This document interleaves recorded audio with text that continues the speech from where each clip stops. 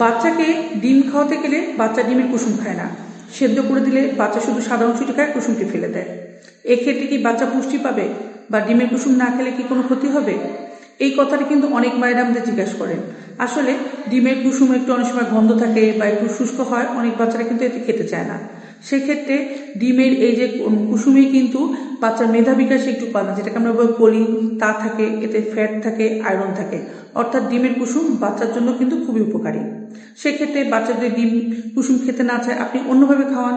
আপনি পুডিং করে দেন, আপনি একটু হালুয়া করে দিতে পারেন, একটু চপ বানিয়ে দিতে পারেন, অথবা খিচুড়িতে বা নুডলসে ডিমটা দিতে পারেন। অর্থাৎ ডিমের কুসুম সরাসরি না খাই, আপনি অন্যভাবে খাওয়ানোর চেষ্টা করুন, কারণ ডিমের কুসুম কিন্তু বাচ্চার জন্য খুবই উপকারী। তবে জোর করতে যাবেন না, কারণ জোর করতে গেলে দেখা যায় পরবর্তী ডিমটিও খাচ্ছে না। তাই বাচ্চাকে জোর না করে অন্য উপায়ে আপনি ডিমের কুসুমটি খাওয়ানোর চেষ্টা করুন এবং ডিমটি খাওয়ানোর চেষ্টা করুন। ভিডিওটি ভালো লাগলে শেয়ার করে দিতে পারেন, তাহলে অন্যান্য পাড়া জানলে উপকৃত হবে। আর আপনাদের কোনো প্রশ্ন থাকলে করতে পারেন, আমি উত্তর দেওয়ার চেষ্টা করব। ধন্যবাদ।